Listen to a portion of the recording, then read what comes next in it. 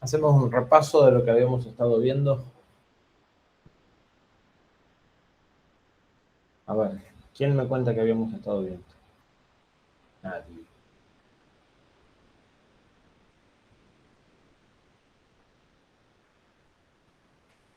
¿Qué habíamos visto?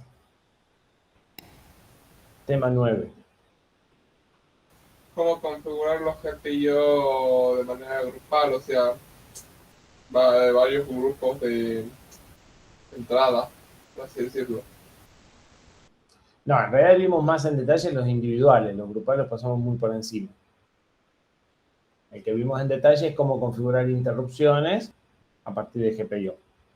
De las grupales hicimos un par de comentarios nada más, pero no entramos en muchos detalles. Les di una idea de cómo podía servir, pero no vimos todos los registros de configuración. De los que vimos los registros son de las individuales. ¿Sí? Y después de eso,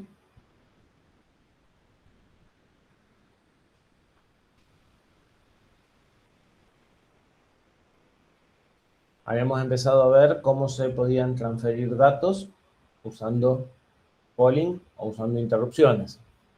Y habíamos visto un esquema básico donde conectábamos un microcontrolador, 8 bits, una señal de strobe o de data válido y una señal de ready o de disponible. ¿Sí? Y habíamos visto cómo era el ciclo para hacer una transferencia y habíamos visto cómo eh, hacer la transferencia usando polling y cómo usando interrupciones. ¿Sí? Habíamos estudiado los tiempos de cada una de las dos y habíamos visto que polling era más rápido que interrupciones. ¿Sí? El polling lo hacíamos en 16T y las interrupciones casi en 50 y pico de T.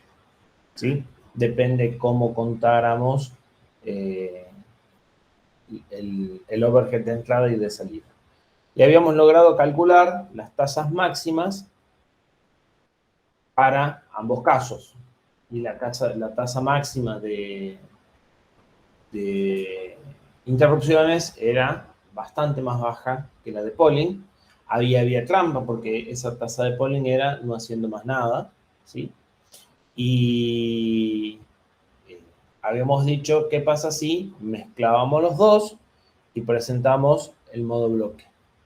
En el modo bloque teníamos una tasa de transferencia parecida a la de polling, pero trabajábamos por interrupciones, usábamos las ventajas de las interrupciones que nos permitían estar haciendo otra cosa hasta que el bloque estuviera completo. Y de esta forma íbamos a entrar en interrupción y en lugar de transmitir un solo byte, íbamos a transferir un bloque de byte. ¿Sí? Entonces, el overhead de entrar en la interrupción, de cargar los punteros y de actualizar los punteros y de terminar la interrupción, lo íbamos a pagar una sola vez por cada n bytes y entonces íbamos a mejorar la tasa de transferencia y la eficiencia. ¿Sí? Hasta ahí habíamos llegado. Habíamos visto que entonces cuando había dispositivos rápidos teníamos un límite en la tasa de transferencia que podíamos obtener. Si el dispositivo nos mandaba datos más rápido que eso, nosotros no íbamos a poder sostener la transferencia y íbamos a perder datos. O si es un mecanismo como en el que vimos nosotros, donde ambos se acomodan porque hay señales de control asincrónicas, en ese caso iban a transferir a la velocidad a la que nosotros pudiéramos recibir. ¿Sí? Y habíamos dejado planteado, si teníamos problemas con los dispositivos rápidos, ¿qué pasaba con los dispositivos lentos? ¿Tendremos problemas con los dispositivos lentos? Algunos, ya sea limitación en las posibilidades de atención o algún otro tipo de problema.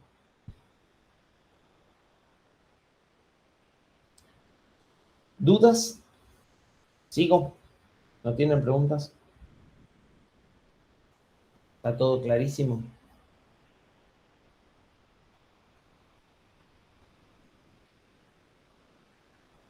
Bueno, sigo.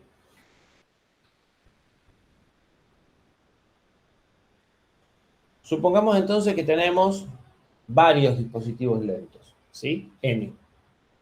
Y todos transfieren a la misma tasa de transferencia, una tasa de transferencia baja porque son dispositivos lentos, ¿sí?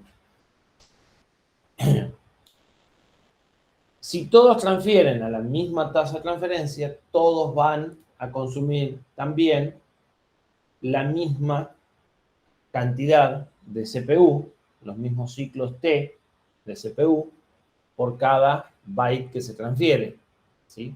Algo parecido a esos 16 ciclos que vimos. Pero si son varios dispositivos, probablemente el lazo sea un poquito más grande y sean más de 16. Si estamos sin interrupciones, no, probablemente ahí se mantengan los 53.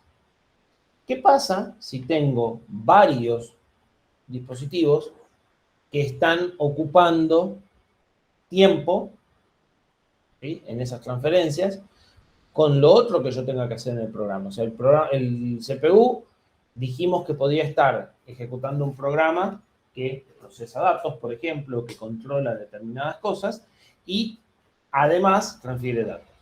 Bueno, ¿qué sucede con ese programa que estábamos corriendo? Y tengo un límite en la cantidad de dispositivos que puedo conectar. Para esto, el análisis, aunque sean muy lentos, un límite va a haber, ¿verdad? Infinitos dispositivos no puedo manejar. Puede ser muy alto el límite, pero un límite tiene que haber. O sea, el límite se refiere no al límite de las conexiones, digamos. Me refiero al límite de lo que puedo manejar. Vamos a dar un ejemplo simple, como para que vean que un límite tiene que haber. Tengo un teclado que escribe 10 caracteres por segundo. Ustedes son bastante ágiles escribiendo y escriben 10 caracteres por segundo. La tasa de transferencia de ese teclado va a ser 10 bytes por segundo. Supongamos, en realidad puede ser un poquito más alto. Tengo un procesador que trabaja a 10 GHz. ¿Le puedo conectar 10 millones de teclados? No, porque los 10 millones de teclados a 10 bytes cada uno me dan 100 millones de bytes por segundo y los 10 gigas no me alcanzan para transferir 100 millones de bytes por segundo. ¿Se entiende?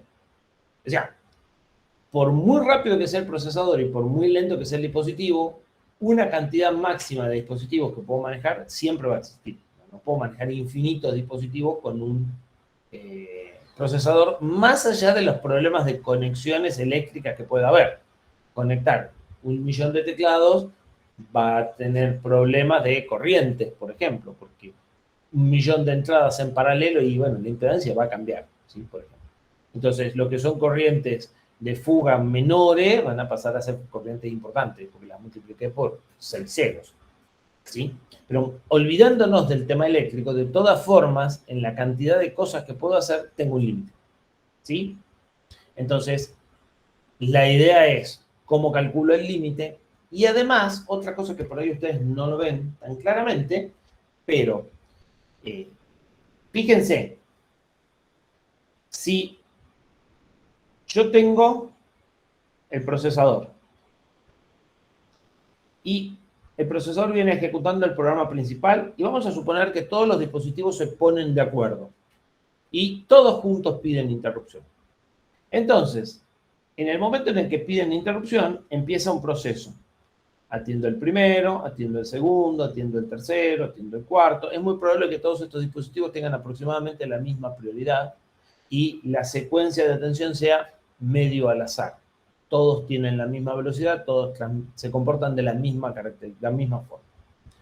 Una vez que terminé de atender a todos los dispositivos, vuelvo con el programa principal, ¿sí? Y una vez que se cumple el tiempo cada el cual el dispositivo manda un dato, nosotros partimos, por ejemplo, de teclados que mandan 10 bytes por segundo. Entonces, cada teclado va a producir una transferencia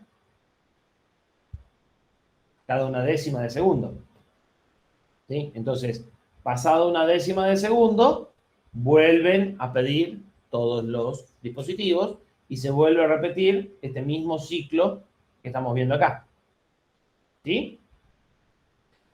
Fíjense que esto que yo tengo marcado acá es una cantidad de tiempo. De esa cantidad de tiempo, el procesador invirtió esta cantidad de tiempo en atender interrupciones y esta cantidad de tiempo en ejecutar el programa principal. Para el programa principal, esta parte no existe. Es como si no estuviese. Entonces, el programa principal podría pensar que ejecutó esta cantidad de instrucciones en esta cantidad de tiempo. ¿Me siguen?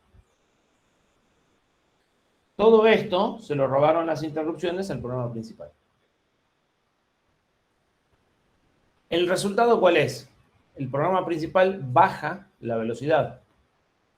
En este dibujo, el programa principal está ejecutándose más o menos al 40% de la velocidad que se ejecutaría si no tuviese interrupciones. ¿Sí? Mi programa principal se ejecuta, en este ejemplo, un 60% más lento. ¿Sí? ¿Y dónde se me perdió eso? En las interrupciones. Y cuanto más dispositivos ponga, ¿qué va a suceder? Peor va a ser. Puede llegar un momento en el que esto se hace cero. Porque estoy atendiendo interrupciones permanentemente. ¿Sí? Un caso que ya analizaron en algún momento. Entonces, el tiempo que ustedes tenían para ejecutar el programa principal, que era este, sin interrupciones es total del tiempo. Con interrupciones, ustedes tienen que sumar al tiempo del programa principal el tiempo que demoran en cada dispositivo por la cantidad de dispositivos. Y este va a ser el problema, porque sabemos que esto es poquito. Es un byte, son 16T. Pero cuando lo multiplicamos por números grandes, este factor empieza a ser significativo y lo que me queda de programa principal empieza a bajar. ¿Sí? Si ustedes despejan de esto, van a ver que la variación de la performance va a ser, la performance es el tiempo de ejecución. O sea, si el programa antes completaba, no sé, el ordenamiento de un vector en 1 segundo, ahora lo va a hacer en 1 segundo y medio. O en 2, o en 3, o en 4. ¿Sí? Esa variación, el tiempo que demoraba en ejecutarse sin interrupciones respecto al tiempo que demora en ejecutarse con interrupciones, va a ser 1 menos el número de dispositivos por la cantidad de datos por la frecuencia con la que interrumpen los dispositivos. ¿Sí? D es la duración para transferir un dato.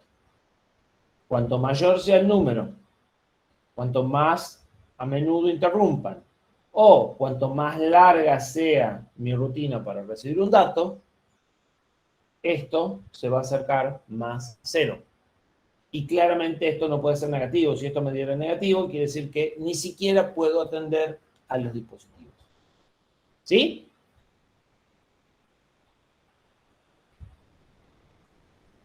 Bien. Sí. Bien. Esperen que borre un poco los borrones. Lamentablemente, este programa no tiene una forma de borrar todas las escrituras de una sola vez. Tengo que ir paso a paso para atrás. La máxima cantidad de dispositivos se va a dar cuando esto es igual a 1. ¿Sí? Y entonces, si nosotros tomamos esto como 1 segundo y esto como la cantidad de ciclos T que demora cada dato o cada dispositivo, podemos despejar la cantidad de dispositivos. ¿Sí?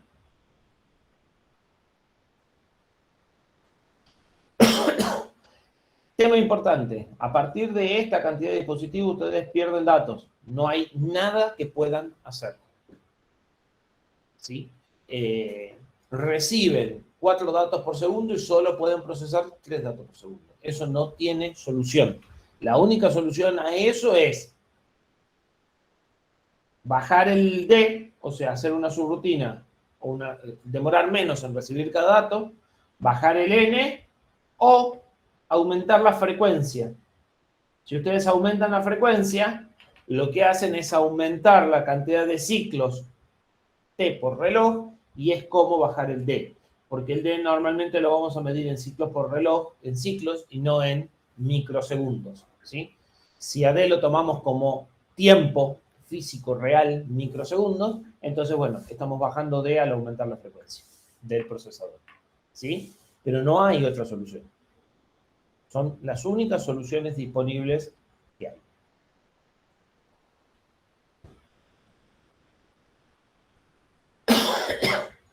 Un ejemplo, como para que ilustremos con números. Tenemos un microcontrolador que corre a 32 megas, ¿sí? Un valor razonable para un microcontrolador pequeño. Y tenemos 20 dispositivos, no tantos, con una tasa de transferencia de 10K por segundo. ¿Sí? ¿Tienen noción de lo que es una tasa de transferencia de 10 kilobytes por segundo? ¿Tienen nociones, tienen números de tasas de transferencia como para saber si esto es un Fiat 600 o una Ferrari?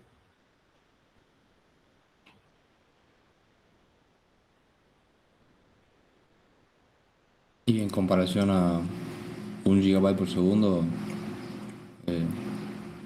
llega a ser más lento. Y no es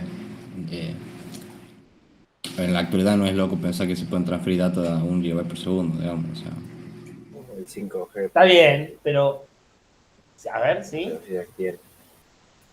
O, por ejemplo, el Wi-Fi, las antenas de ahora creo que son 2.4 gigabytes por segundo. Por el estilo. No. Ahí tienen un error serio. Las antenas de hoy tienen una portadora de 2,4 GHz. No transfieren 2,4 GB por segundo. Estamos muy lejos de transferir 2,4 GB por segundo en un Wi-Fi. En realidad, teóricamente sí hay algunas que llegan a ese tipo de cosas, pero no. Bueno, la velocidad de internet está en 100 megas por segundo, si no me equivoco. La velocidad de internet, los que tienen suerte tienen 100 megas por segundo, yo tengo 20 en este momento. ¿Sí? Pero bueno, hay cosas que siguen transfiriendo a bajas tasas. Un teclado sigue transfiriendo a 10 bytes por segundo. Ustedes no pueden escribir más rápido. ¿Sí?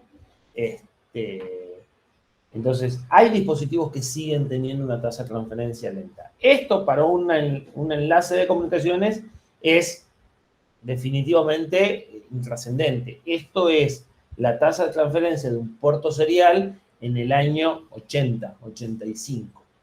¿Sí? En algún momento van a escuchar hablar de 9,6, 9600 bps. ¿Sí? Esto anda en ese orden. O sea, son tasas de transferencia muy bajas para un dispositivo actual. ¿Sí? Bien. Y tenemos 20 dispositivos con una tasa baja. Nada tan loco. Tampoco tenemos un procesador de gigas, ¿no? Tenemos un procesador de decenas de megahertz. Los procesadores de ustedes tienen 3,2, 2,5 gigahertz. Tienen una cantidad de ejecuciones de ciclos T por segundo 1000 veces mayor. Supongamos, como recién, que llegan todos juntas. En realidad, creo que queda claro que no importa si llegan todas juntas o no. Mientras todos se interrumpan con la misma periodicidad, es decir, a lo largo de un periodo definido de tiempo, todas se interrumpan una vez, no importa si están todas juntas o distribuidas. ¿Sí? Que lleguen todas juntas es una forma de simplificar el cálculo, pero queda claro que como todas se interrumpen cada una decena de segundos, si yo tomo acá un décimo de segundo, todas tienen que haber pasado una vez. ¿Sí? Y supongamos que necesito nada más,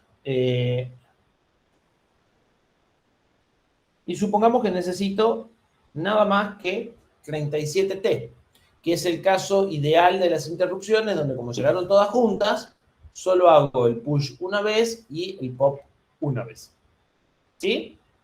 Entonces, a los 31 que ya vimos, se le sumaron nada más que 6T del toolchain del cambio rápido entre interrupciones. ¿Sí? Con esta frecuencia, 31T implican 1,15 microsegundos.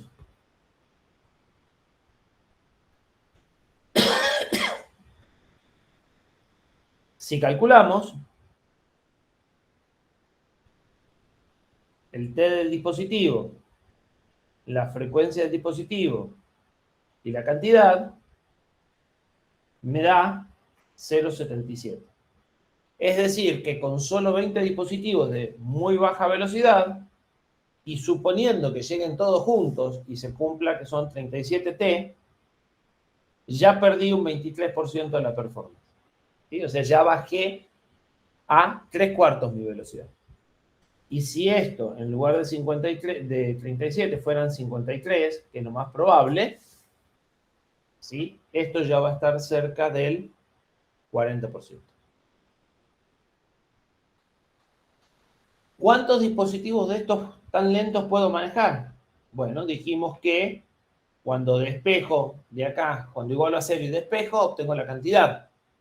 Sería 1 sobre la frecuencia del dispositivo y el tiempo, y eso me da 86 dispositivos.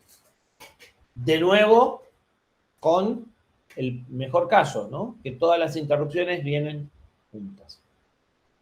O sea que con otros sistemas de interrupciones, lo más probable es que todavía serían números más bajos.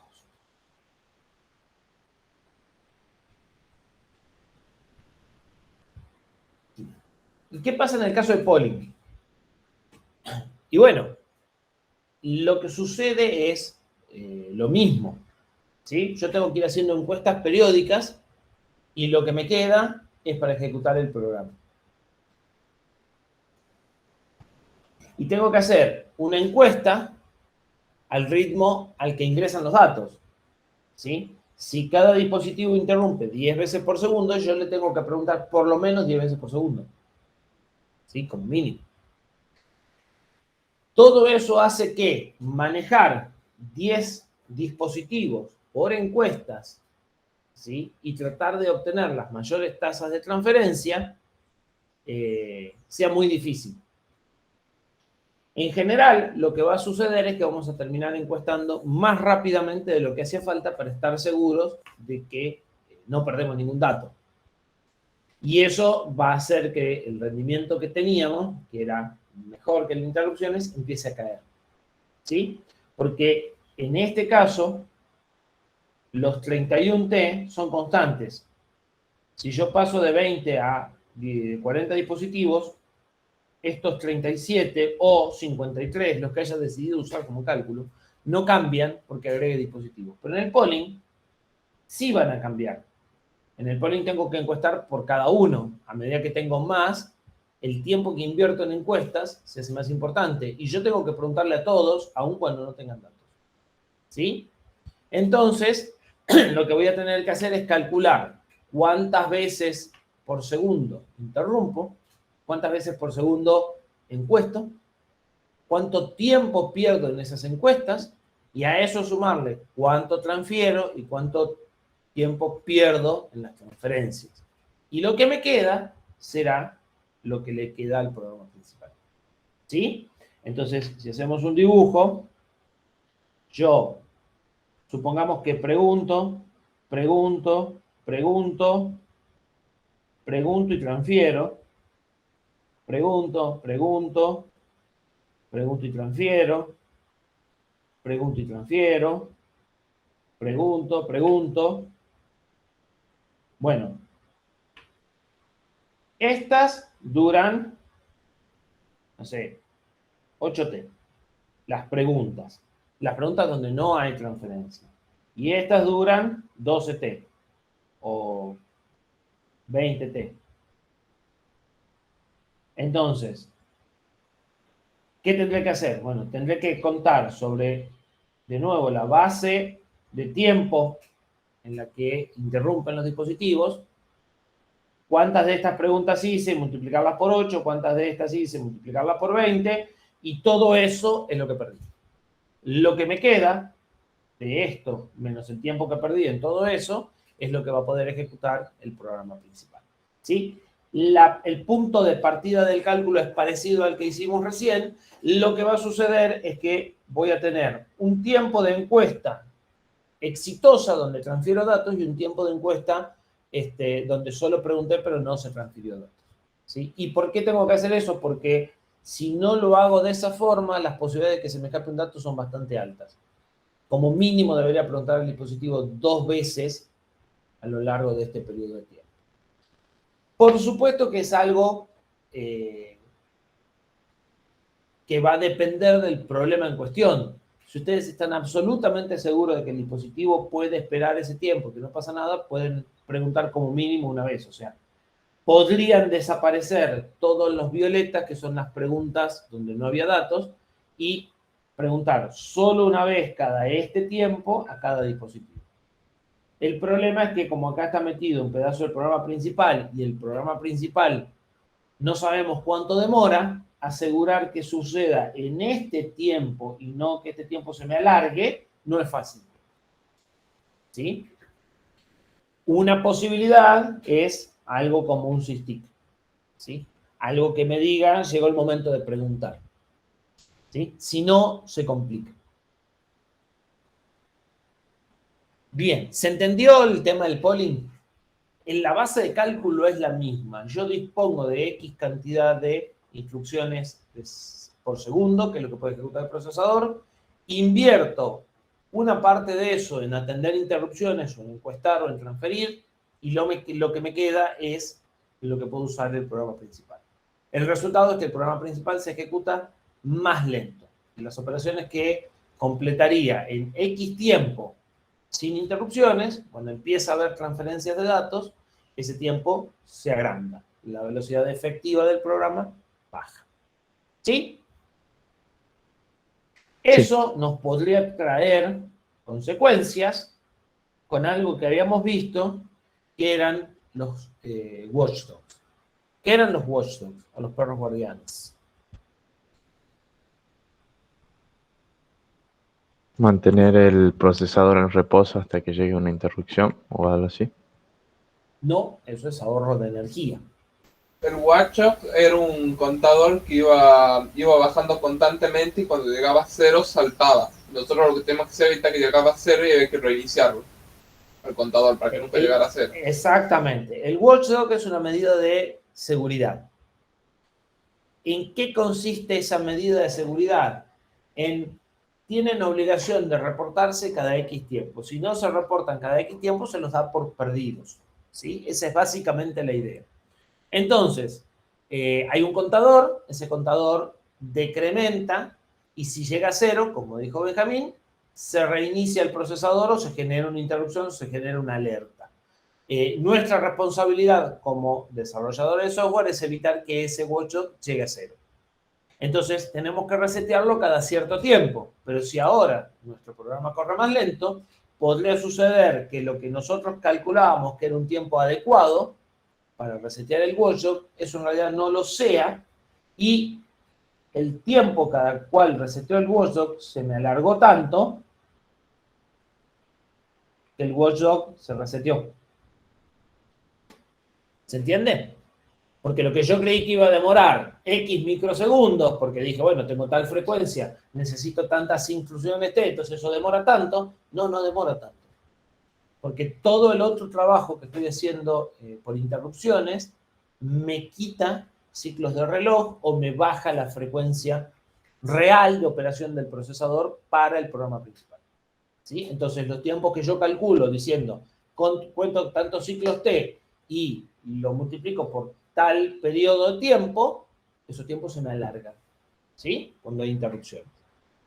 Y eso también ocurre, por ejemplo, con los famosos ciclos, los famosos lazos para medir tiempo. Si ustedes hacen un lazo que sirve para medir tiempo y después hay interrupciones, ese lazo no va a medir el tiempo, va a medir cualquier cosa, ¿sí? Es la razón por la cual existen las primeras cosas que piden interrupciones son temporizadores como el SysTick, ¿sí? Para medir tiempo con independencia de todos estos problemas que estamos viendo. Bien, tenemos límites en la velocidad de transferencia y tenemos límites en la cantidad de dispositivos, ¿sí? Y en ambos casos corre más lento. Y como buenos ingenieros, nos interesa estirar esos límites, ¿sí? Ustedes como ingenieros en general no deberían de estar nunca contentos con los límites y deberían de estar tratando de empujar los límites a ver qué se puede hacer para correr esos límites. ¿Qué alternativas tenemos? Siempre está la alternativa de la fuerza bruta. ¿Qué es la fuerza bruta en este caso? Bueno, poner un procesador más rápido, ¿sí? Transferir más de un byte, no en dos transferencias sucesivas, ¿sí? Como en el modo bloque, sino simultáneamente. Es decir, en lugar de usar 8 bits para hacer la transferencia, usamos 16, usamos 32, usamos 512 bits, ¿sí? Entonces, en los mismos 16T ya no transferimos un byte, transferimos 4 bytes, 8 bytes, 16 bytes en paralelo, no en modo bloque. Podemos combinarlo con el modo bloque también. Podemos decir, hago transferencias anchas y en modo bloque, ¿sí? O con mayor CPU. Pero está claro que esto lo va a correr poco al límite, ¿verdad? Podré pasar de 80 al doble. Podré pasar de 80 al triple. No voy a pasar de 80 a 8000, por ejemplo, ¿sí? No voy a poder multiplicar por 10 o por 100 las cantidades de dispositivos por este método. Entonces veamos la alternativa creativa. ¿Cuál es el problema de todo lo que venimos viendo? El problema de todo lo que venimos viendo es que para hacer la transferencia desde el dispositivo a la memoria usamos el CPU, ¿sí? Y ese CPU tiene que hacer otras cosas y de una u otra forma tiene que combinar las otras cosas con la transferencia. Y yo en realidad, cuando quiero transferir un dato, el dato llega por el bus de datos y tiene que ir a parar de vuelta al bus de datos, ¿sí? Viene de un dispositivo de entrada-salida y va a la memoria, ¿sí? Yo debería de poder hacer esa transferencia, en el ideal, en un T. ¿Por qué? Porque yo quiero transferir, o sea, yo tengo el databus, tengo el dispositivo, vamos a hacer un poquito más prolijo,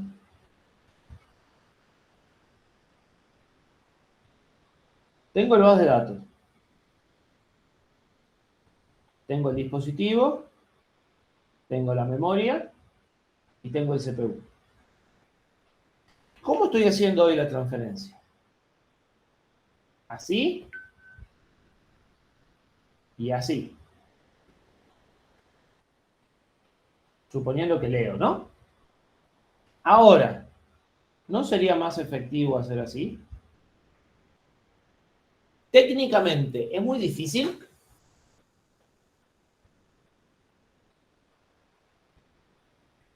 No debería, porque este dispositivo podría escribir en el bus y este podría leer del bus. Y en un T, podrá hacer la transferencia. Igual que sucede cuando estamos adentro del procesador y queremos mover de un registro a otro. ¿Sí? El problema es que hay dos bases más acá. Esto es el bus de datos. Tengo el bus de direcciones y tengo el bus de control. Y el que maneja a esos buses es únicamente el CPU. ¿Sí? Entonces, tiene que ser el CPU el que le diga al dispositivo, escribí. Tiene que ser el CPU el que le diga a la memoria, lee y dónde. Y cuando meto al CPU, es donde aparece el problema. Porque el CPU tiene que hacer cada una de estas cosas con instrucciones. Cada instrucción tiene un fetch. Y entonces, además tengo que dejar lo que estaba haciendo. Y empiezo a tener un montón de overhead, entre 16 y 56T, para hacer algo que de alguna forma por ahí podría ser en un T. ¿Sí? Gráficamente el problema es este. Si bien están conectados acá por un bus, o por todos los buses, el único maestro del bus, el único que puede controlar las líneas del bus es el CPU.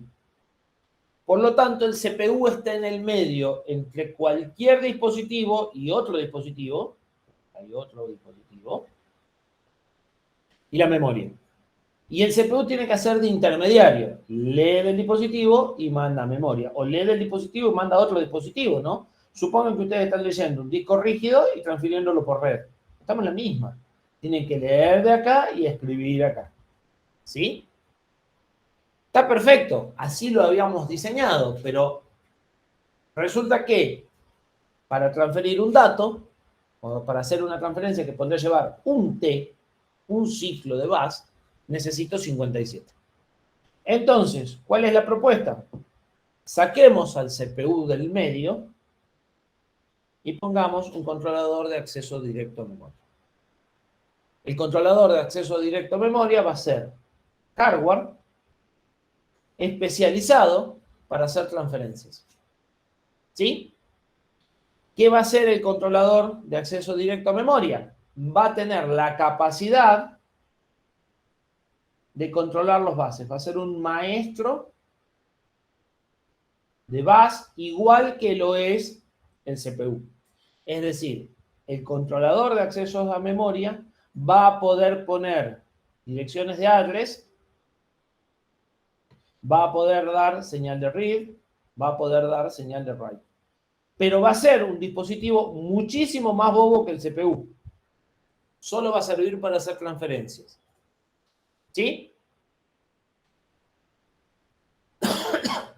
Y ese dispositivo va a poder coordinar a un dispositivo de entrada-salida con la memoria para que la transferencia se haga así, en un solo ciclo, en lugar de venir al CPU y volver al dispositivo.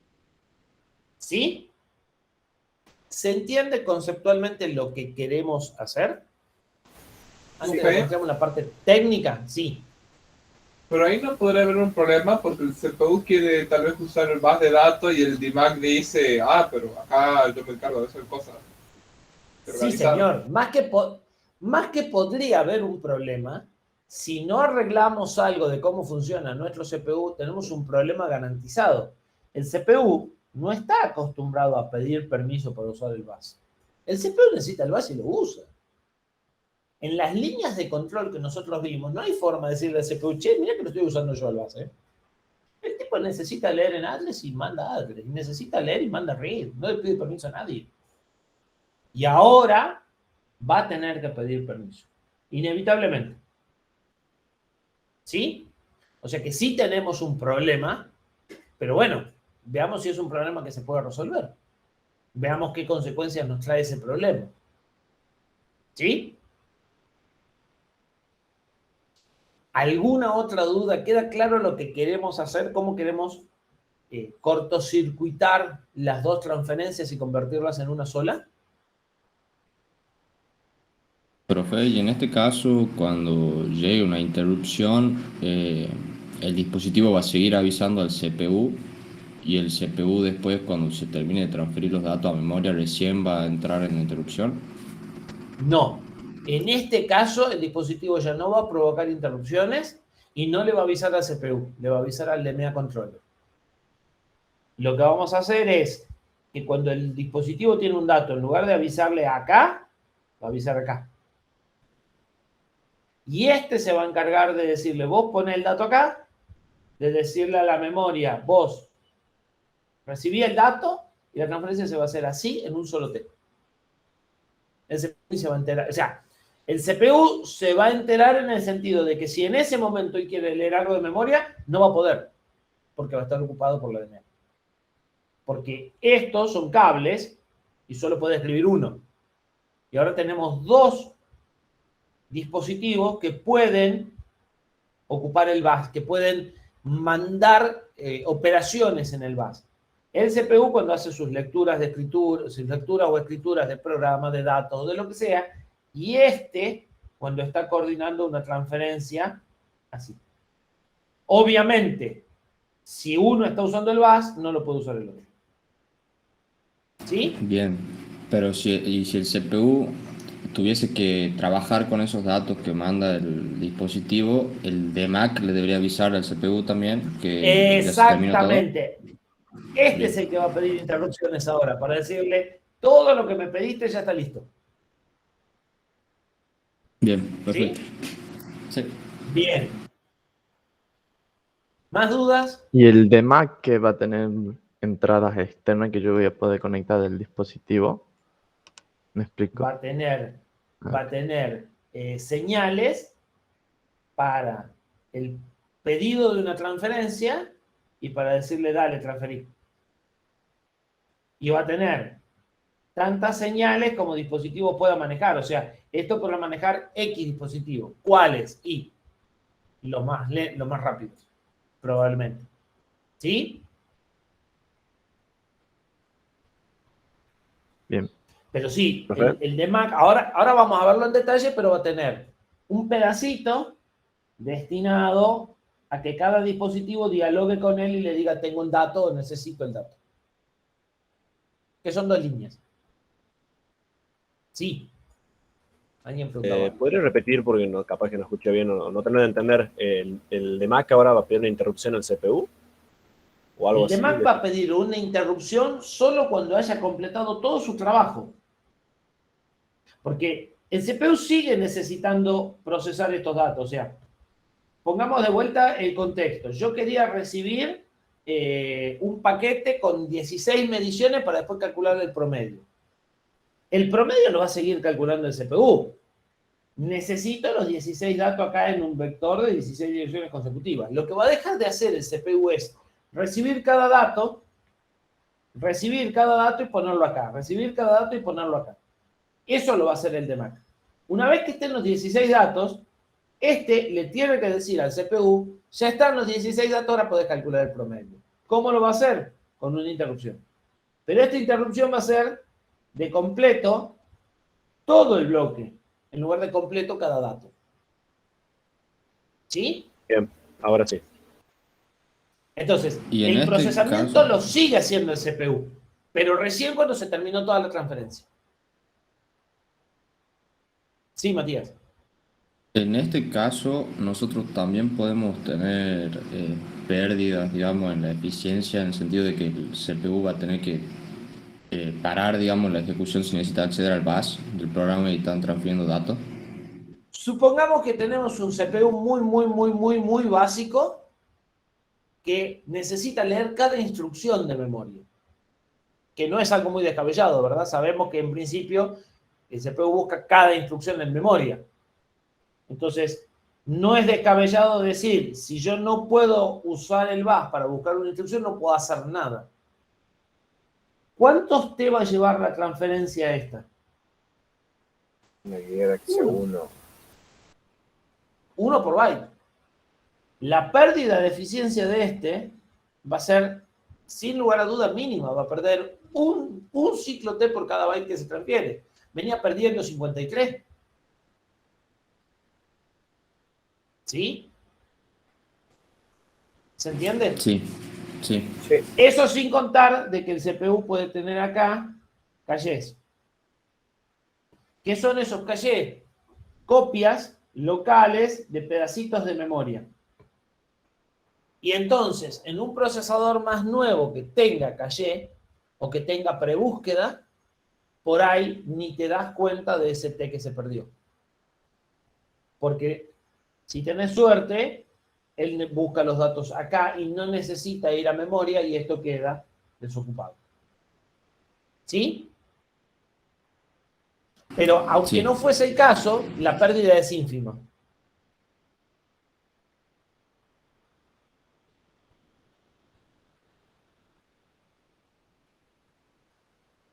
¿Qué es lo que presentamos?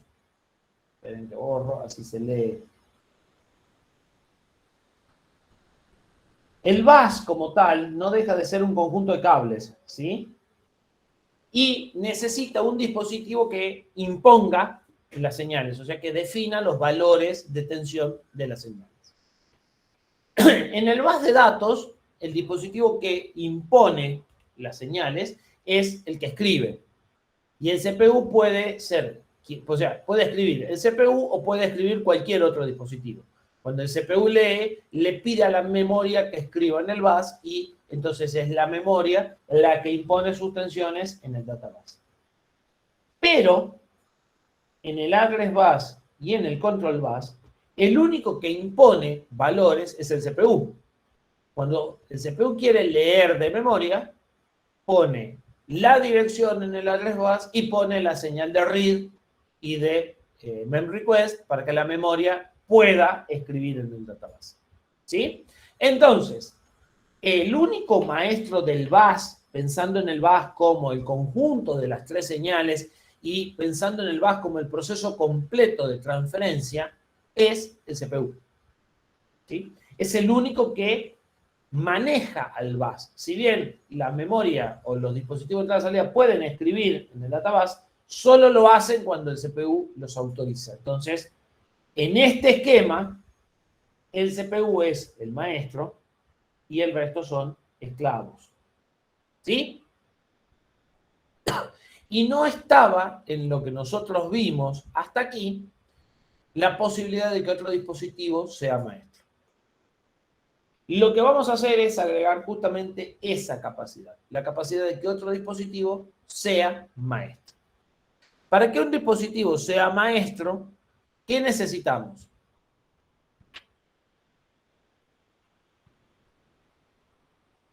Necesitamos que gestione el control bus y que gestione el address bus, igual que lo hace el CPU. ¿Sí? ¿Puede en el mismo bus haber más de un maestro simultáneamente? Ya lo dijo Benjamín. No. O este manda o este manda. Pero cuando manda uno, el otro espera. ¿Estamos de acuerdo? sí, profe. ¿Sí? Sí. O sea, no puede mandar este una línea de address y este otra línea de address distinta, contradictoria. Tengo un cortocircuito, eso no funciona. ¿Sí? Entonces, solo puede haber un maestro de esclavo, un maestro en el bus. Lo que puede haber son más de un bus. ¿Sí? El córtex que nosotros tenemos tiene dos bases diferentes, ya lo habíamos visto. Ahora tiene más de un bus. ¿Sí? Por lo pronto, las instrucciones se buscan por un bus al que está conectado al flash. Y entonces podría suceder que mientras yo esté transfiriendo desde la DRAM, desde la, vamos a suponer que por acá aparece el, ¿cómo se llamaba? El DMAC. El DMAC está conectado al bus de sistema. ¿Por qué? Porque es el que tiene acceso a la RAM y a los puertos de entrada-salida. Entonces, la de RAM está conectado en este bus. Cuando la de RAM le quita acceso a este bus, el Cortex no va a poder leer un dato. pero sí va a poder seguir buscando instrucciones, por ejemplo. ¿Sí? ¿Por qué es esto? Porque como esto es Harvard, entonces tiene separada la memoria de instrucciones de la memoria de datos y entonces puede leer por este bus, aunque este bus lo tenga vedado. ¿Sí? Fíjense que tiene, si desborroneamos el dibujo, no tiene dos bases, ¿no? Tiene 1, 2, 3, 4, 5. ¿Sí?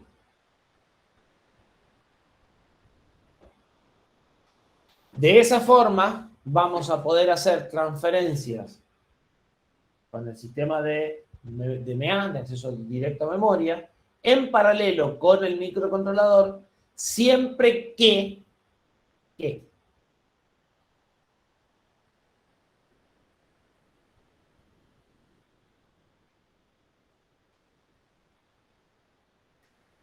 ¿qué se tiene que cumplir para que podamos hacer transferencias en paralelo entre el CPU y el controlador de DMA?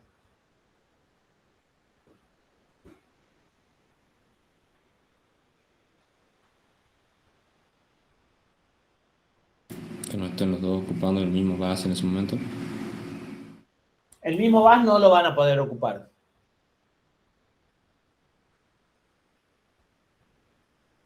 Que no estén ocupando el mismo dispositivo. Fíjate que el Cortex puede leer estos dispositivos de entrada-salida, los puede leer por acá o los puede leer por acá. ¿Sí? Ahora, si yo estoy leyendo el mismo dispositivo de entrada-salida, el dispositivo A, y el dispositivo A lo está usando el DMA, no voy a poder venir por el software a leer el mismo dispositivo A. Lo mismo pasa con la RAM. ¿Recuerdan que teníamos dos RAM separadas? A y B. Si yo estoy guardando datos por DMA en la RAM A, no voy a poder leer en ese mismo ciclo T con el procesador Cortex de esa misma banco de RAM, de ese mismo chip de RAM. Y porque el chip de RAM tiene solo un bus. Entonces, o leo para la DMA o leo para el procesador. ¿Sí? Entonces, voy a poder hacer varias transferencias en paralelo siempre que no estén los mismos actores involucrados. O sea, no sea a la misma memoria o al mismo dispositivo. ¿Sí? Para eso justamente las RAM están partidas, para que yo pueda asignar una RAM a transferencias DMA y el procesador trabaje sobre la otra RAM. Mis variables y demás las ponga en la otra RAM y pueda realmente hacer varias transferencias. Pero para eso necesito tener varios chips de memoria que pueda acceder en forma diferenciada. ¿Sí? No solo varios chips, sino una conexión que me permita separar una memoria de la otra en bases diferentes. ¿Se entiende?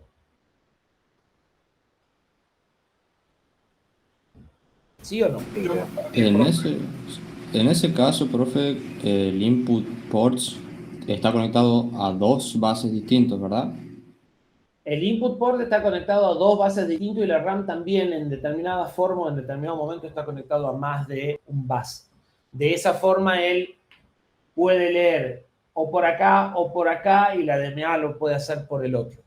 ¿Sí?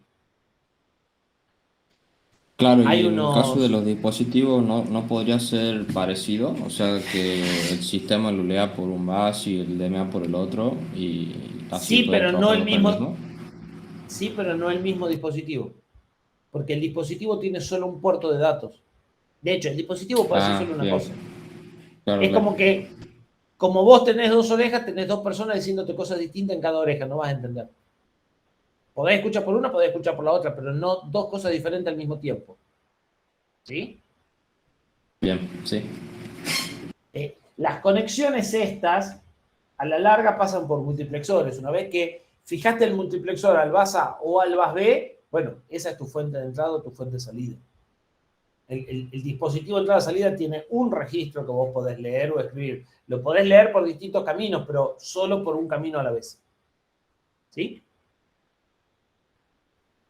Sí, profe. Bien. ¿Más dudas?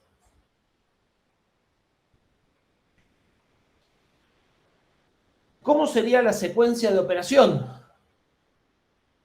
Bueno, un controlador de DMA lo que va a hacer es pedirle al CPU, de alguna forma, que le deje utilizar el bus. ¿Sí? El controlador, o sea, por defecto, el que va a ser el dueño del bus va a seguir siendo el CPU. Pero el CPU va a agregar en su línea de control dos patitas. ¿Sí? En el control bus. Algo tipo bus request y algo tipo bus ACK. Esta es entrante al CPU y esta es saliente del CPU.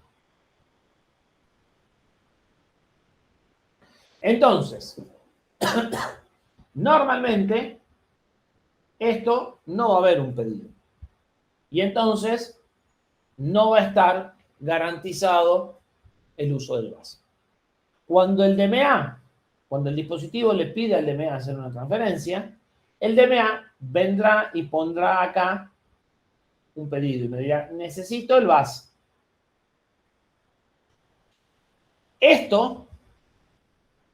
Este pedido es claramente asincrónico, es decir, va a llegar en cualquier momento y por lo tanto en el medio de una operación del CPU. El CPU va a estar usando el bus cuando se lo pidan. La lógica es la misma que vimos con las interrupciones. No puedo dejar las cosas por la mitad. O sea, si estoy en el medio del proceso de una escritura, tengo que terminar la escritura. Cuando termine la escritura, o la lectura, o lo que sea que esté haciendo, un cierto tiempo después, el CPU dirá, bueno, listo, te doy el bus. Y de acuerdo a su inteligencia o su complejidad, seguirá tratando de operar por otro lado o se parará y no hará nada. ¿Sí? A nosotros los conocimientos del control y del funcionamiento del CPU por ahora nos dan solamente para pensar en un CPU que no hace nada. La máquina de estado finito, esta que está haciendo fetch, decode y execute, se queda quietita y entra en un autolazo esperando que le devuelvan el bus. ¿Sí? La máquina de control de esto es algo así como fetch, decode, E1, E2, vuelve a fetch, para acá pasa la E1 de otra instrucción, esta es la del load, ¿sí? Esta tiene 3, por ejemplo, y vuelve al fetch, y entonces, acá cuando está en el fetch, hará un autolazo, ¿sí? Cuando tengo pedido el bus, y se quedará esperando sin leer de memoria hasta que le devuelvan el bus, ¿sí? El control será una cosa por el estilo, un control que nosotros podremos llegar a pensar más o menos como él. Obviamente podemos hacer un control más complejo, pero no nos interesa. Una vez que el CPU entonces terminó la operación y le dice al DMA, el bus es tuyo, la DMA se adueña del bus. ¿Qué quiere decir adueñarse del bus? Impone valores en el address y en las señales de control, excepto estas dos, por supuesto, ¿no? Estas dos las sigue manejando el CPU. Pero cuando el CPU cede el bus, pone entre state la línea de read, pone entre state la línea de write, pone entre state la línea de main request, pone entre state la línea de IO request, si es que existiera, y pone entre state todas las líneas de address. Todas cosas que hasta acá nunca se hicieron. ¿Sí? Esas líneas no eran entre state, bueno, tendrán que serlo, y esas líneas nunca se ponían entre state, siempre tenían un valor de 0 o 1. Ahora cuando le piden el bus, él termina la operación, pone todas esas líneas en alta impedancia y cede el bus. Cuando cede el bus, el controlador de DMA saca todas esas líneas de alta impedancia, porque él las tenía en alta impedancia, y entonces él empieza a controlar al bus. Él empieza a imponer señales de read, señales de write, señales de direcciones. ¿Sí? De esa forma coordina la transferencia. La transferencia se puede hacer de dos formas. Se puede hacer, si esto es el DMA controller, esto es el I/O y esto es la memoria, se puede hacer así y así, y entonces el controlador de DMA deberá tener un lugar para almacenar cada dato, o se puede hacer directamente así, diciéndole al dispositivo de I/O que escriba en el bus y diciéndole a la memoria que lea en el bus. Para hacer eso, yo solo tengo una señal de read o de write, ¿sí? Porque mi bus tiene o read o write. Entonces, lo que va a suceder es que normalmente le voy a decir a la memoria el address y el read o el write, y voy a tener una línea especial para decirle al dispositivo de I/O lee o escribí, que no va a ser la señal de read del bus, sino una línea de comunicación entre el dispositivo de I/O y el controlador. ¿Sí? Entonces, el controlador de DMA le va a decir a la memoria que lea o escriba por el bus, como lo haría el CPU, y con el dispositivo va a hablar por un par de líneas especiales, ¿sí? Para decirle lo contrario a lo que le dice a la memoria. Si esta lee, este tiene que escribir, y si este escribe, este tiene que leer, ¿sí? Y eso lo va a hacer por una línea particular. Una vez que se haya terminado la transferencia, el DMA, que es el que está manejando el bus, pone todas estas señales de vuelta entre state, saca la señal de bus request, le devuelve el bus al CPU y el CPU saca la señal de bus acknowledge y se adueña del CPU. ¿Sí? Ese proceso se llama arbitraje de bus. ¿Sí? Y en realidad no hay mucha arbitraje que digamos, porque el DMA dice yo lo quiero y el CPU le dice bueno, toma. Pero no deja de ser un arbitraje. Una forma de usar coordinadamente el bus. Profe, ¿cómo hace el DMA para indicarle al CPU que ya está libre el bus? ¿Le vuelve a mandar otra señal por el request? Saca el bus request. No, lo Ah. vuelve a la línea inactiva. Mantiene mantiene la línea de bus request. Igual que hacíamos con la impresora, que si yo estaba ocupado no daba de vuelta la señal de ready y la mantenía todo el tiempo que me hiciera falta. Bueno, el DMA va a hacer lo mismo. Pide, pone la señal de bus request, espera el bus acknowledge y mantiene el bus request mientras lo está usando. Cuando termina y se puso en state, vuelve la señal de bus request a su valor natural y eso hace que el CPU saque la señal de acknowledge, o sea, también vuelva a su valor natural y recupere el control del bus. ¿Sí?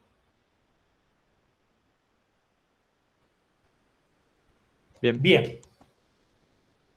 Hacemos una pausa y después construimos un DMA controller. Tiene muchas menos cosas de las que ustedes se imaginan. Bueno, estaría bueno. Bueno, En Bueno, teoría, toman café. Sí.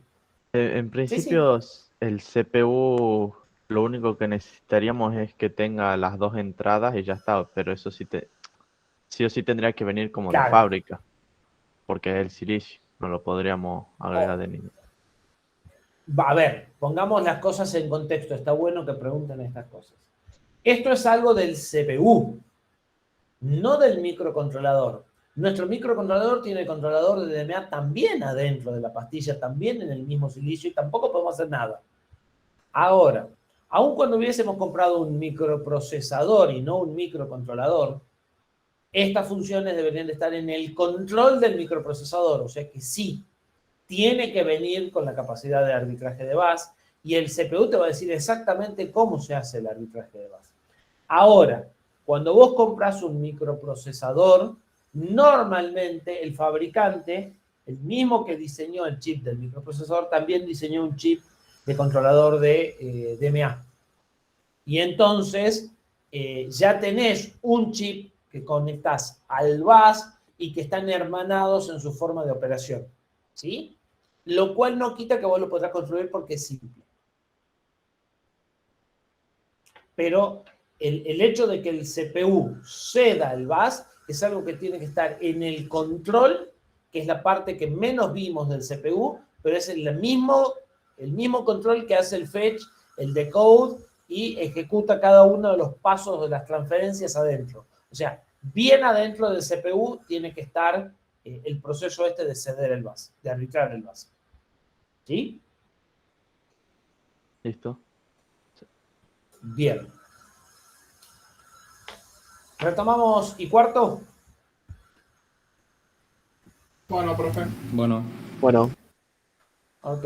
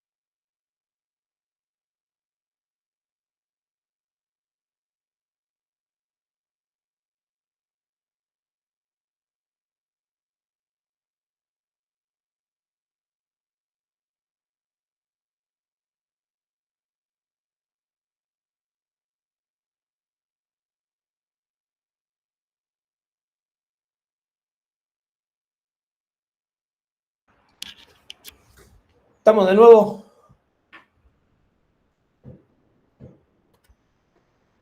Sí, profe. Sí, profe. Bien.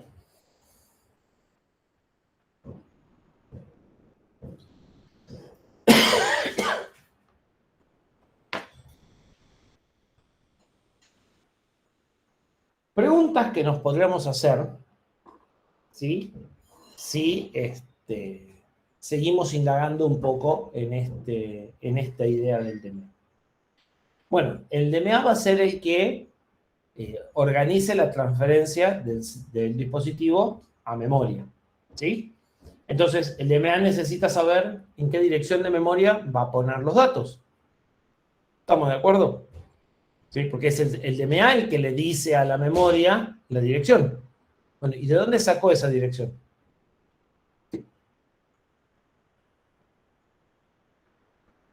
Sin ver las diapositivas, ¿no?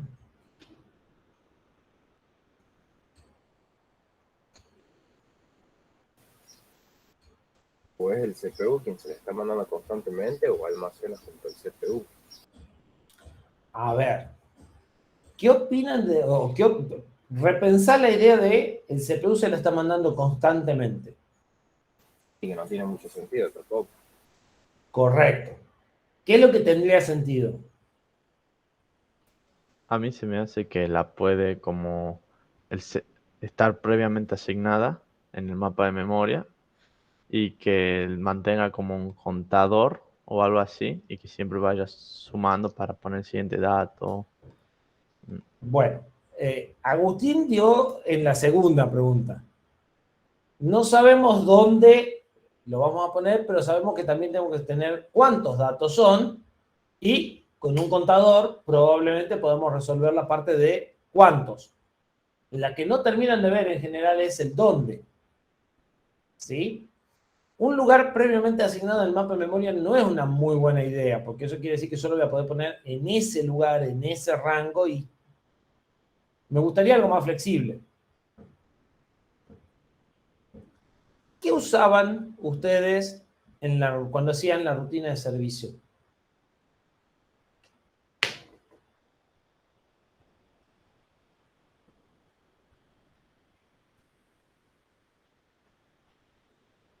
A ver, vamos a plantearlo de esta forma. El CPU necesita transferir datos, ¿verdad? Necesita un bloque de 16 bytes. Y lo que va a hacer, en palabras simples, es delegarle el proceso o delegarle la tarea a el controlador de DMA. O sea, le va a decir al controlador de DMA, transferime estos datos y cuando esté terminado, avisar. Nosotros ya habíamos hecho algo por el estilo, no hace más que una clase atrás, cuando el programa principal le había delegado a la rutina de servicio, transferirme estos datos y avisarme cuando estén completos. ¿Sí o no? Sí. La tarea es la misma. La tarea que el programa principal le delegó a la rutina de servicio es la misma que ahora el CPU le quiere delegar a la DNA. ¿Sí o no?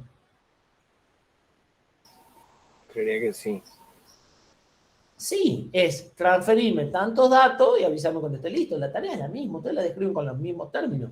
Entonces, ¿qué información le tienen que dar? La misma. ¿Qué información le dábamos a la rutina de servicio?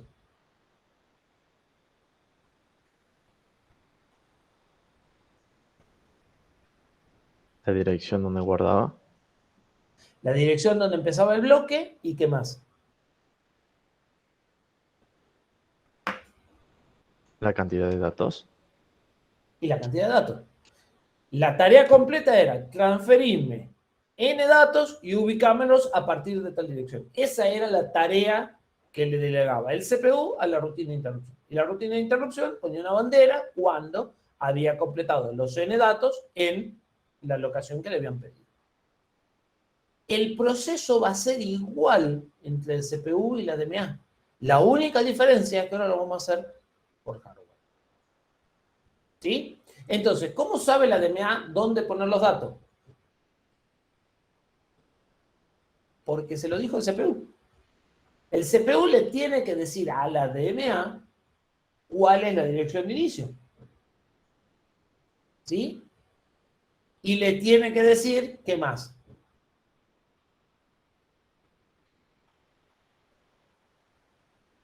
Profe, ¿Sí? cuando la CPU le dice a la DNA, digamos, dónde poner los datos, ¿se lo dice cuando le cede el control de maestro del bus o cuando yo estoy iniciando el programa por primera vez se lo dice una sola vez? Cuando se lo está iniciando por primera vez. Cuando le delega la tarea. La DMA no deja de ser un dispositivo de entrada-salida. ¿Sí? Entonces, el CPU lo va a configurar a la DMA diciéndole, necesito que hagas una transferencia con tal dispositivo, en tal dirección de memoria y tantos datos. Cuando el dispositivo tenga los datos, le dirá a la DMA, tengo datos para transferir. La DMA pide el bus, se lo otorgan, la DMA le dice al dispositivo, manda el dato y le dice a la memoria, escribirlo en tal dirección. Aumenta en 1 el puntero que tiene ella internamente, decrementa en 1 la cantidad y pueden suceder dos cosas. Puede suceder que el dispositivo mande de a un dato y entonces devuelve el bus y espera el próximo dato, o puede suceder que el dispositivo esté mandando una ráfaga, un bloque, y entonces inmediatamente mande otro dato y otro dato y otro dato y va a devolver el bus recién cuando termine. ¿Sí? Pero entonces, lo primero que tiene que hacer el CPU es configurar a la DMA y eventualmente también al dispositivo para que esto funcione. La configuración va a ser pasarle los datos que necesita la DMA. ¿Quién es el dispositivo? ¿Cuántos datos tiene que recibir? Y a partir de qué dirección tiene que ubicar ese conjunto de datos. ¿Sí? Solo que ahora, en lugar de variables, van a ser, ¿qué cosa? ¿Cómo configuramos un dispositivo de entrada-salida?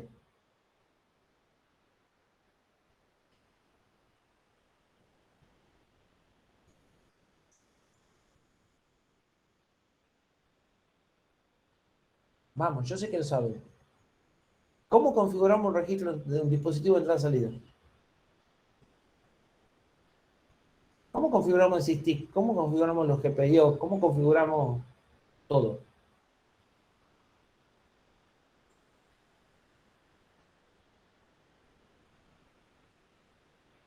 ¿No? Con registros. Los dispositivos de entrada-salida se configuran con registros. ¿Sí?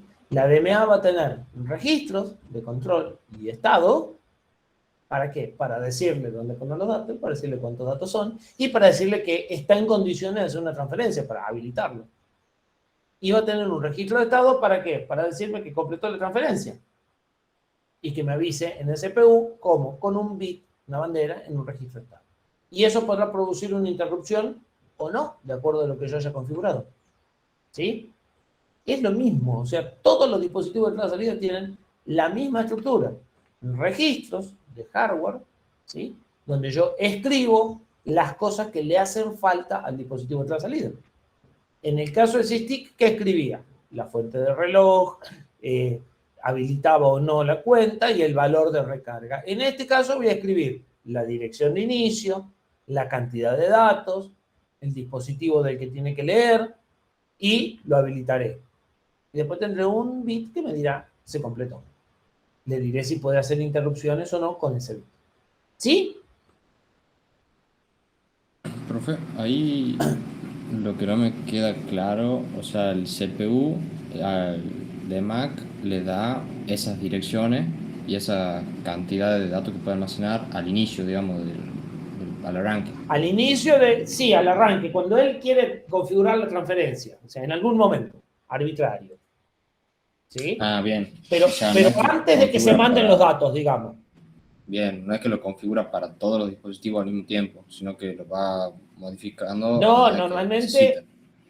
y es más, cuando se complete ese bloque, probablemente tenga que volver a configurar otro bloque.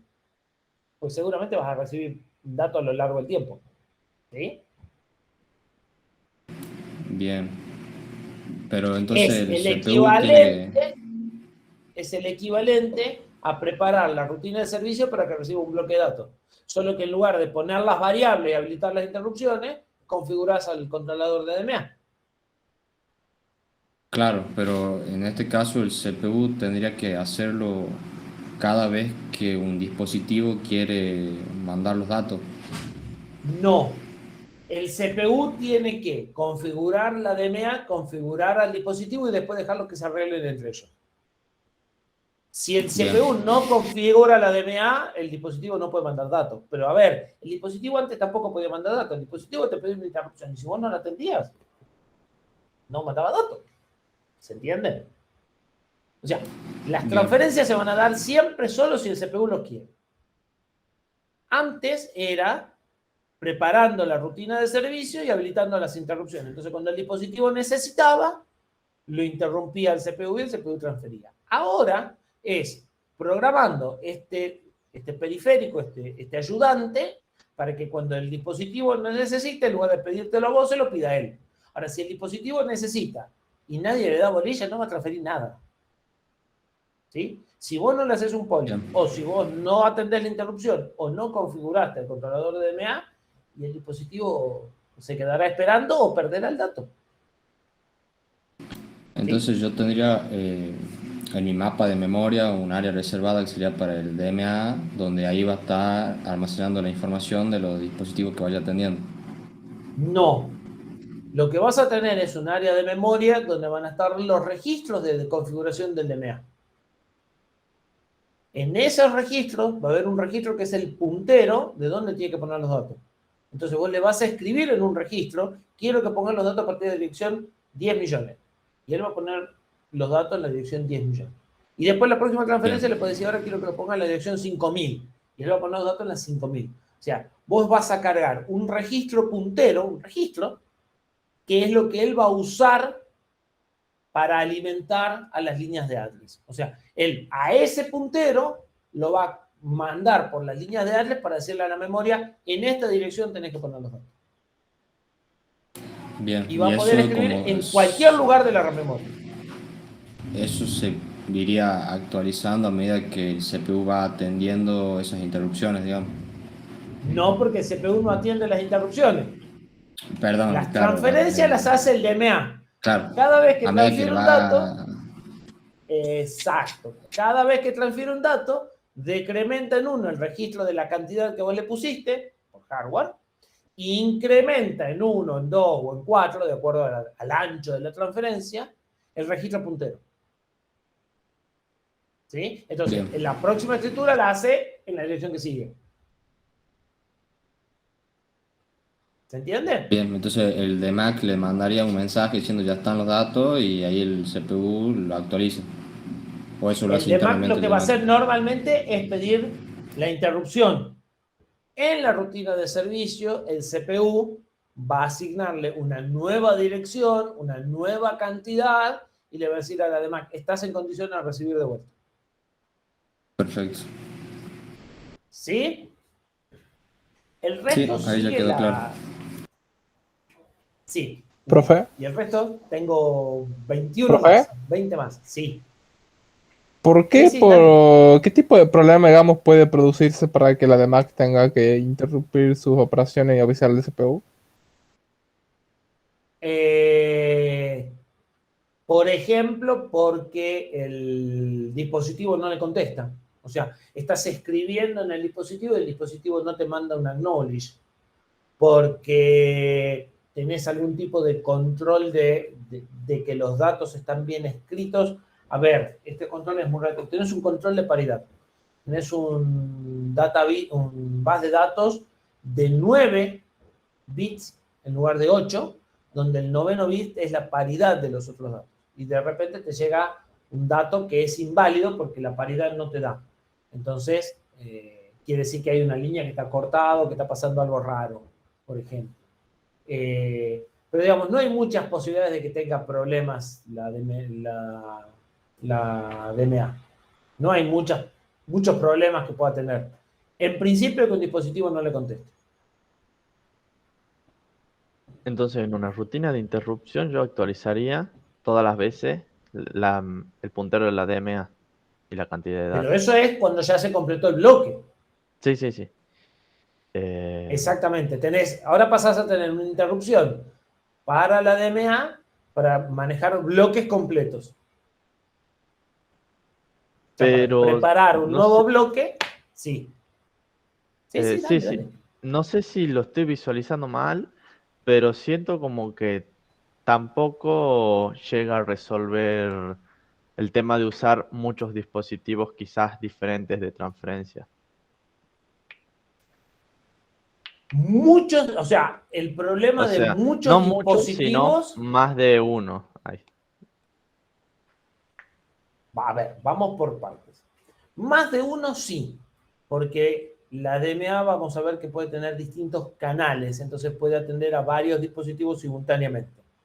Muchos no, no tantos. Normalmente una DMA va a tener 8 o 16 canales. O sea, solo vamos a tener 8 o 16 dispositivos privilegiados que van a poder transferir por DMA. ¿Sí? Por lo menos simultáneamente. ¿Y qué tendré un registro por cada uno de ellos? Un registro, digamos, para guardar el puntero. Ah, bien. Bueno, eso es. Exactamente, tiene 8 punteros y 8 contadores. ¿Sí? Sí, sí, sí, sí. ¿Profe? Sí. Cuando el DMAC llena el bloque de datos, ¿quién genera la interrupción para que le asignen otro? ¿El CPU o el DMAC mismo? No, el de Mac es el que genera la interrupción. Cuando el contador Perfecto. llega a 0, manda interrupción. ¿Sí? Vos le programás la cuenta, él va decrementando la cuenta y cuando el contador llega a 0, eso pide interrupción.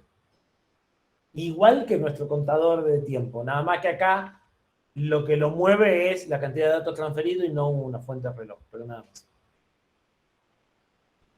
¿Sí? Eso es lo único que no me queda muy claro, el tema del contador y de decrementar la cuenta, porque si el CPU le tiene que decir la cantidad de datos, como que ya tiene que saber cuántos datos le va a mandar el dispositivo, pero el DMAC es el que Sí. controla los pedidos del dispositivo, entonces como que ahí me mareé un poco. A ver, vos sabés que necesitas 16 valores para calcular el promedio. Entonces, lo que haces es decirle al DMAC, esperá, recibí 16 y cuando estén los 16 avisame. Pues no te sirve por la Perfecto. mitad. ¿Se entiende? Y el DMAC Bien. cuenta 16, cada uno va contando. Contando 16 y se están los 16 que me habías dicho. Obviamente, en estos casos, los protocolos de comunicación, ustedes ya vieron algo de protocolos de comunicación. Ustedes saben que las tramas Ethernet tienen un tamaño definido. Entonces, vos sabés de cuánto es el dato que vas a recibir, por ejemplo. ¿Sí? Claro, entonces si un Entonces, dispositivo tuviese que mandar más datos, bueno, mandame una parte, avísame y después mandame la otra, algo así sería. sí, sí, pero normalmente vas a tratar de que te reciba todo, ¿no? O sea, por ejemplo, un disco rígido tradicional hace transferencias de 512 bytes. Entonces, ¿qué le vas a pedir a la demás? Y transferirme 512. ¿Por qué? Porque se estandarizó en su momento cuando se diseñó el disco rígido, que el disco rígido manda de a 512. No te puede mandar menos de 512. Entonces, él manda bloques de 512 y vos vas a recibir bloques de 512. ¿Por qué? Porque es un disco, ya sabés que son de 512. Ahora los bloques son de 8K, los discos nuevos. Bueno, son de 4K, perdón. Bueno, ¿de cuánto es lo que le vas a pedir a la demás? 4K, sí, me va a mandar 4K juntos. O sea, a un disco rígido vos le pedís un sector y el tipo te devuelve 4K, siempre. Entonces, no hay problema. Pedirle tal dato y son 4K. Y si yo lo que quería era un archivo de 8K, bueno, pedirle primero los 4K y después pedirle el sector que sigue. Y si era de 5K y tenés que traer los 8K y después descartar los 3K que no te sirven. Porque vienen 8. Y en el disco está almacenado así. O sea, en el disco vos guardás un archivo de 5K y ocupa 8. Porque ocupa 2 bloques de 4. Porque no se puede fraccionar. ¿Sí? Entonces ya, cada dispositivo, como les dije, es un mundo. Pero los dispositivos rápidos van a trabajar con bloques grandes. ¿Para qué? Para sacarle jugo a esto. ¿Sí? Para poder subir la tasa de transferencia. Si yo voy a hacer una interrupción cada 8 bytes, no gané nada. Si hago una interrupción cada 512 bytes, gané mucho. ¿Sí? La Bien. incidencia de la interrupción para preparar el bloque que sigue es el 0,01%. ¿Sí? Entonces, la de Mac la usaría más que nada en estos casos que tengo que transferir muchos bloques y los otros dispositivos que me transfieran bloques pequeños, sigo trabajándola como antes. La de Mac la vas a usar para dispositivos que transfieren bloques grandes o que transfieren muy a menudo bloques chicos. Porque vos lo que podés hacer es decir, bueno, el dispositivo me manda de 8 bytes. Perfecto, pero yo voy a amontonar varias transferencias de 8 y hasta que no llegue a las 64 o a los 128 no le voy a dar bolilla. ¿Sí? Entonces, se puede hacer eso. De hecho, llegamos justamente a la pregunta. Hay de Macs que permiten preconfigurar la siguiente cadena de bloques. Entonces, hay de Mac a la que yo le puedo poner no un puntero, le puedo poner 2 punteros. Entonces le digo, completame este bloque y cuando termines, pasa a este otro bloque, automáticamente. ¿Sí? Para estos casos de los que decíamos por ahí que son bloques chicos y bajar el overhead. O para dispositivos que piden tan rápidamente que yo quiero que empiece una nueva transferencia antes de que yo haya podido atender la interrupción. ¿Sí?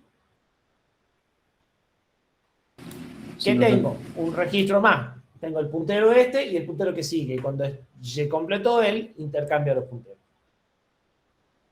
Tengo más registros de configuración simplemente.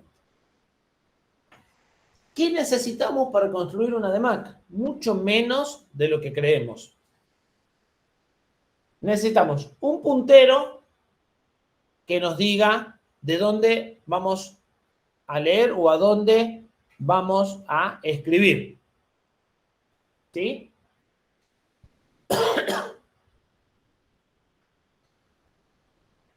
En el caso, esto que estoy mostrando ya es una de Mac un poco más compleja. ¿Por qué? Porque yo les había dicho, nosotros teníamos el bus IO de Mac, memoria. Y dijimos que podíamos hacer la transferencia así o podíamos hacer una transferencia así. ¿Sí? Hacer una transferencia así, en 2 saltos, tiene una ventaja. La ventaja es que yo puedo usar todas las señales del bus. Porque desde la de Mac ordeno una lectura de IO usando la dirección de IO, las líneas de read-write de IO, ¿sí? Y después ordeno una escritura en memoria usando el mismo bus de address y usando las mismas líneas de control. Entonces, no necesito ese canal de comunicación adicionales para decirle al dispositivo lee o escribir. ¿Sí? Si yo voy a hacer la transferencia en 2 saltos, voy a necesitar 2 punteros. Un puntero para saber de dónde leo y un puntero para saber a dónde escribo. Fíjense que yo siempre leo de la misma dirección y voy escribiendo en direcciones consecutivas. ¿Sí? Cuando transfiero de IO a memoria. ¿Por qué? Porque esto es el registro de datos del periférico y uno sale de dirección. Y esta es memoria y acá es donde tengo el vector. Entonces necesito 2 punteros, pero un puntero se queda quieto y el otro puntero va moviéndose a medida que llegan datos. Y es a este puntero lo mando acá, después lo mando acá, después lo mando acá y construyo el vector en varias operaciones. ¿Sí? ¿Se entiende lo que les digo? Para hacer esto, de nuevo, no voy a hacer una transferencia, voy a hacer 2. O sea, en lugar de ir de acá directamente acá, voy a ir de IO a la DMA y de la DMA a memoria. Me va a llevar 2T en lugar de un T. Pero me ahorro esta comunicación especial entre el dispositivo de I/O y la DMA. Casi podría transferir cualquier dispositivo de I/O. ¿Sí? Este esquema es el que tiene implementado el Cortex, el LPC 4337. Ahora, podría ser al revés. Podría tener que transmitir, acá estoy, por ejemplo, recibiendo los datos que llegan por un puerto de comunicación. Entonces, cada dato que llega, yo lo voy poniendo en un arreglo. Pero podría tener que transmitir todo lo que tengo en memoria por el dispositivo. O sea, leer de memoria y escribir en el dispositivo. ¿Sí? En ese caso, el puntero fuente es el que se incrementa y el puntero destino es el que se queda quieto. ¿Sí? En el córtex se prevén también dos combinaciones más que ustedes pueden usar. Pueden hacer transferencias de memoria a memoria. Entonces tienen un vector acá y lo quieren mover acá y le dicen a la DMA, léeme de acá y escribime acá. Profe, Y mover los dos por qué el punteros. ¿Sí? ¿Por qué el puntero fuente se incrementaría? El puntero fuente se incrementa en el caso, cuando el puntero fuente está en memoria, se incrementa. ¿Por qué se incrementa? Porque yo tengo que leer, yo tengo acá un vector de cosas que quiero transmitir por este dispositivo. Tengo que leer este dato y mandarlo al dispositivo. Una vez que eso está completo, tengo que leer el dato que sigue y mandarlo al mismo registro de datos, porque el dispositivo tiene un solo registro de datos. Yo escribo y eso se transmite. Y escribo en el mismo lugar y se transmite ese dato. ¿Sí? Pero acá yo lo que preparé es un bloque. Entonces, mi puntero fuente, que me dice de dónde leo, se tiene que ir moviendo. Y el destino tiene que quedarse quieto. Cuando estoy en este caso. Cuando estoy recibiendo, el que se queda quieto es el fuente, que es el del periférico, y el que se incrementa es el destino, que es el de memoria. Cuando se invierte periférico con memoria, se invierte cuál se incrementa. ¿Se entiende? Sí. El de memoria se mueve, porque yo tengo un vector. El del periférico se queda quieto. Si mi fuente es la memoria, el puntero fuente se mueve. Si mi periférico es la fuente, entonces el puntero fuente se queda quieto. Si el destino es la memoria, se mueve el puntero de destino. En la DMA del córtex se admiten memoria a memoria, o sea que los dos se muevan, el fuente y el destino. Y se admite periférico a periférico. Entonces que los dos se queden quietos. ¿Sí? Entonces, la DMA del córtex tiene dos registros punteros. Y esos registros punteros se pueden incrementar o se pueden quedar quietos. Si yo lo apunto a un periférico, lo dejo quieto y no se incrementa. Si yo lo apunto a memoria, le digo que autoincremente. Cuando lo configuro, le digo, este registro tiene tal valor y se tiene que autoincrementar o no se tiene que autoincrementar. Y con el otro le digo lo mismo. ¿Sí? Uno siempre es fuente y el otro siempre es destino. El rol ya está definido. En la dirección 1000 está el fuente y en la 1004 está el de destino, el puntero de destino. Lo que yo hago es decirle, la fuente se incrementa automáticamente o no, el destino se incrementa automáticamente o no, de acuerdo a si lo que puse acá es una dirección de memoria o una dirección de entrada-salida. ¿Sí? ¿Está clara la variante con dos punteros en lugar de con un puntero? Sí. Después, ¿qué necesito? Bueno, la cantidad de datos que iba a transferir. Y esa información se configura desde el CPU por programa. ¿Sí? Esa información, ya lo dijimos recién, es exactamente la misma que configuraban cuando tenían una rutina de servicio, interrupciones, o cuando iban a hacer entrada-salida por poli. ¿Sí? Y eso es porque el problema que quieren resolver es el mismo. Y como el problema es el mismo, los parámetros para resolver el problema son los mismos. Lo que cambia es la forma de implementarlo. Esto es lo que alguna vez habrán escuchado, o seguramente de acá en más en algún momento van a escuchar. El mismo problema se puede resolver por software o por hardware. ¿Sí?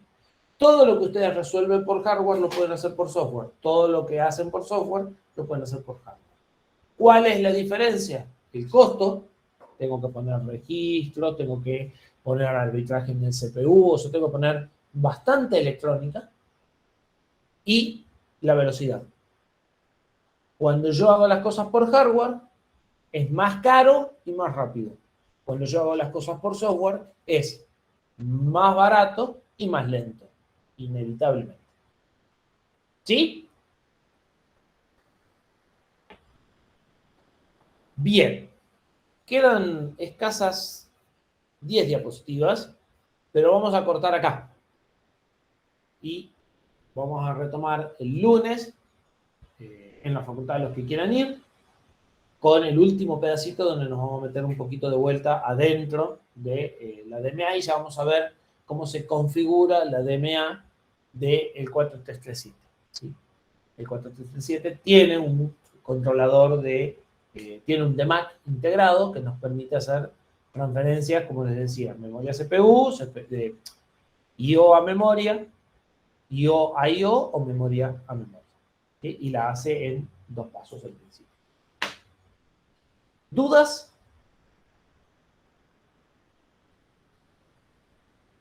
Bueno, repasen para el lunes y el lunes terminamos el último tironcito de este tema y empezamos probablemente, por lo que queda que es muy poquito, el último tema de la asignatura, que es otro registro, otro dispositivo de entrada-salida para medir tiempos.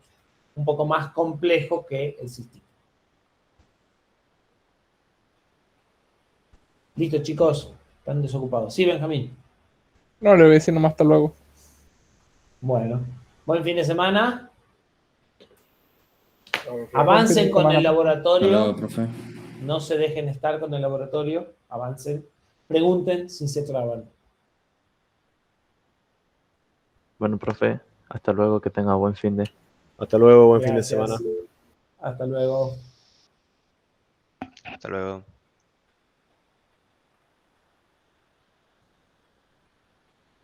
Hasta luego.